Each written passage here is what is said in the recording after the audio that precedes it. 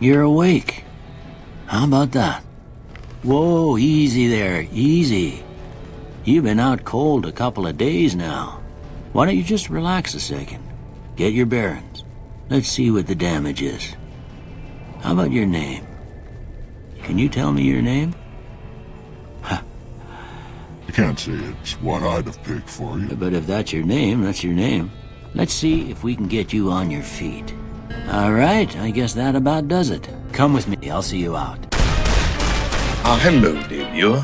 I know the first reaction you may have garnered by this video's title may have been, what? Or no, but I assure you, think about this character for more than a moment and the pieces will all fall into place, which we shall explore now. Ladies and gentlemen, welcome to content. It's the best actor in the world, Walton Goggins from Fallout. The Ghoul is, of course, a character whose real name is actually Cooper Howard, played brilliantly by the actor Walton Goggins, that basically carries the entire show upon his back. At this point, the sheer strain on his back should garner him hazard pay, but that's merely my opinion. Walton Goggins puts on an amazing performance as the Ghoul, and he deserves credit for his dedication to portraying the role as well as he does, especially without having any real interest in games or Fallout. I've always had a positive outlook towards Walton and found him to be the major highlight of the show. But the more I look past Walton's great performance, the more you start noticing the cracks. And I haven't really seen much discussion in regards to this, hence why I wish to tackle this particular character and subject. So it is important to firmly state that none of this is a critique of Walton, but a critique of the writing choices of Bethesda and Amazon. Most prominently on the chopping block for that, in my mind, are Emil Pagliarulo and Todd Howard, who have been desperately trying to ensure Fallout stays in the gutter for over a decade now. To achieve my aims, I require a capable body to perform certain tasks. Are you aware of the term gumping it? Some men consider it to be beyond their sensibilities. I, however, am unbothered by such restraints. So to kick things off properly, we must first take a gander at what the accomplishments and actions of Cooper Howard are in the universe of Fallout. The sheer number of important events and places he's been to eventually grow more and more ludicrous, to the point where he starts to liken a Forrest Gump-esque figure. For the rap sheet of all his accomplishments are actually astonishing to the point of disbelief as you start to list them out, which is precisely what I've done. So to start off, Cooper Howard as a young man started his life in the United States military and eventually rose to become one of the T-45 heavy infantry troopers fighting on the Anchorage front, one of the most iconic battlefields in the story of Fallout. This is the place where Cooper learned of the weakness of the T-45s, which got many of his friends, and almost himself, deafened as well. This is how he's later able to use that, or his luck, or skill, to one-man army some of the Brotherhood of Steel's T-45s. And during the events of the Anchorage campaign, he also gets to see a Deathclaw firsthand, meaning that he has already met the Enclave early on. What a coinkydink.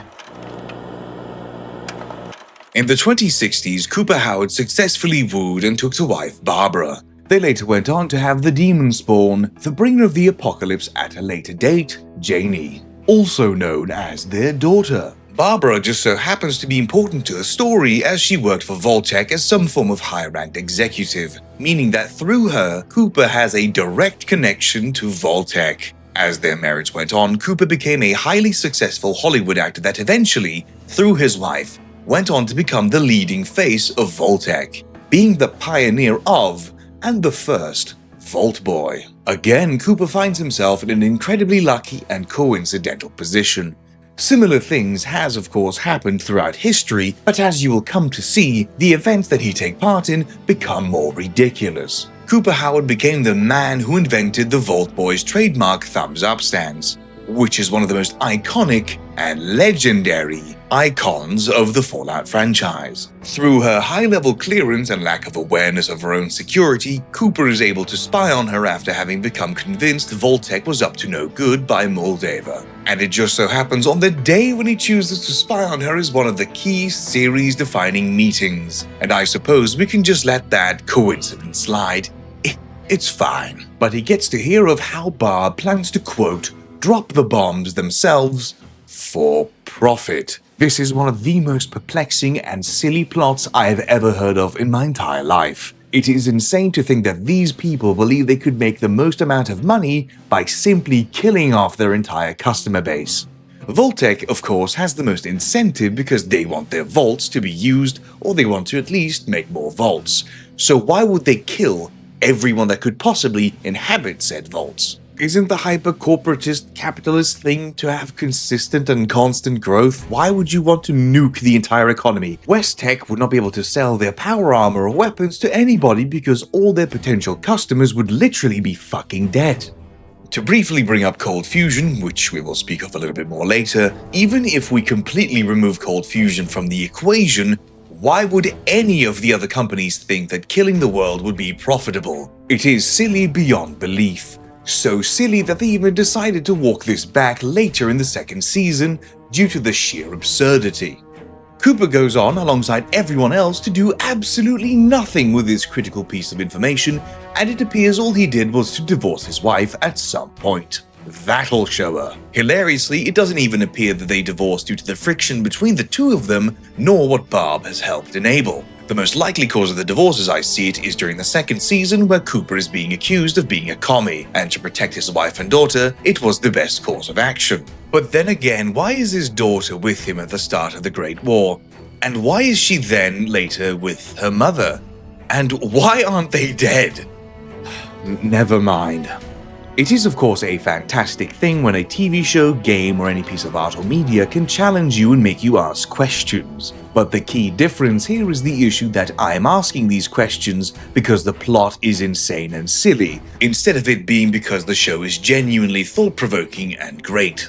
And also, through the good graces of Barb, he is also introduced to Bud, the founder of Bud's Buds, who is in charge of the main experiment for Vault 31, 32, and 33, to breed the true Übermensch of middle managers, which means he also gets to meet and grow acquainted with none other than Hank himself, Lucy's father. What a small world it is indeed. Even House calls him out in the show as this unknown variable which he can't properly quantify what effect he will have on the world. I don't even know how you'd account for such a factor in the first place with his super-duper quantum computers. Am I just a silly goose here, or is there an actual way in which such a thing could possibly be calculated? How could his computer possibly conceive that Cooper buying a ticket to Las Vegas would move the end of the world forward by a month? Does it also account for bathroom breaks as well? Does it quantifiably quantify the effect of an unladen swallow upon the end of the world? The scene is, as per usual, quite well performed, but as soon as you scratch the surface and do the sniff test, you realize that it smells like shit. And it is also another feather in the cap of Cooper Howard, yet again knowing yet another famous or highly important character. My god, everything is just so convenient. Especially when he's a super intelligent recluse that is supposed to be a spin on Howard Hughes without the piss jars. I guess House has a piss tube. Apparently, the world was supposed to end over a decade earlier in 2065, which coincides with the birth of Janie, Cooper's and Barb's daughter. So this means that because Cooper got laid, the world earned itself another decade of existence. How on earth could House account specifically for the birth of Janie having such an effect on the course of the world, unless she had a direct part to play in the events that occurred?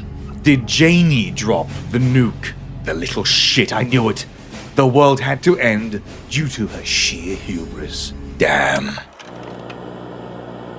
Cooper goes on to prove House's super-duper computer correct by deciding to make one of the most important choices mankind has ever faced. He decides to hand cold fusion to the one authority he believes would handle it best, the US government and President Krabs himself.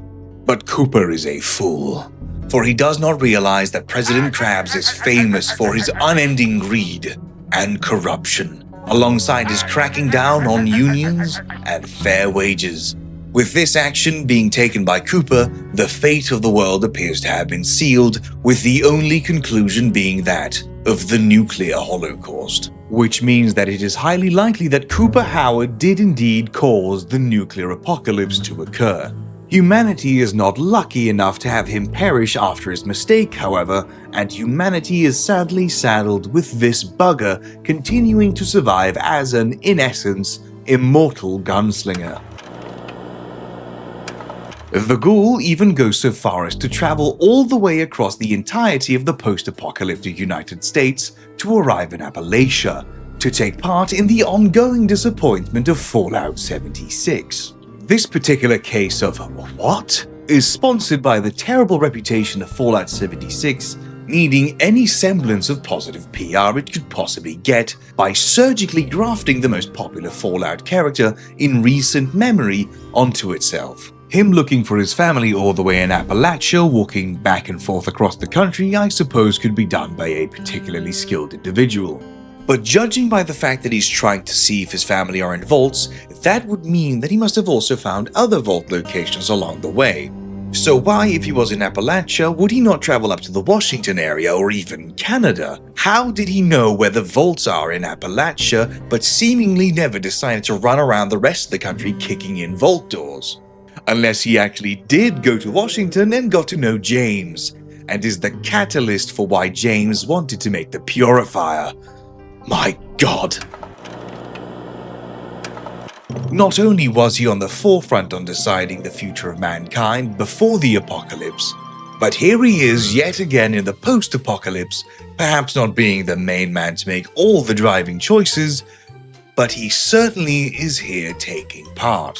Lucy and Maximus appear to be the two characters that are going to take Season 3 by the balls and striking forth ever boldly into, I assume, a battle for New Vegas with the Legion facing the NCR versus perhaps a surprise attack of the Enclave or something of the sort, perhaps? This can of course be considered theory crafting, but what if they pull a fast one on us and it turns out his daughter has been thought out and is actually the one leading the Enclave? A rehash of father leading the Institute in Fallout 4. It's like poetry, bro. They rhyme. That is, however, pure conjecture, but due to the current trajectory of modern writing and Bethesda's writing in particular, I don't find it too distant of a possibility, and that speaks volumes. So it is likely that the Ghoul will once again be faced with world-altering choices of a different variety than Lucy and Maximus. It's going to be the Apocalypse 2, The Electric Boogaloo. When it all comes down to it, the Ghoul is, in essence, to pull a page out of Marvel's book, the universe's anchor being. He is the keystone of every significant event that occurs leading up to the Great War. And one could argue that with his removal at any point of these significant events would cause the universe to collapse around him, just because of all the events they have attached the Ghoul to. Because of Walton Goggins' sheer acting aura with the Ghoul, he is sadly overshadowing his colleagues. Lucy and Maximus are constantly being put aside by the Ghoul because he is literally the key to everything and does have the most interesting story of all the main characters. The Ghoul has quite literally become the crutch the show must lean on to continue to be interesting, and he's also, like mentioned, dampening the ability for the other main cast to shine. But the show is also in a catch-22 because if they, for whatever reason, decide to start removing him from the show, they will suffer from the absence of this very popular character. This issue could be solved if Maximus and Lucy were a bit more interesting as characters and had gone through a bit more growth. Not saying they haven't had some progression in the wastes, Maximus taking a strong moral stance against random murder was very good, I think. I just wish there were more space for them to grow. These were all probably just a mere few of the examples that I could offer of the Ghoul making really no sense as the show goes along. And with the quite certain future of the show's writing continuing to suffer, I can't wait to see what crap they come up with next. I fundamentally, however, don't want the show to be bad. I don't want to see the degradation of the Fallout IP nor its universe, but at every turn it does appear as if Todd and Emil, alongside the executives at Amazon, are driving ever forward to demolish the legacy so carefully crafted. But it looks like I'm going to have to tackle these two at some other point. Eventually, whenever I get around to it. Thank you all very much for watching. Like, comment and subscribe. Money me, thank and bye.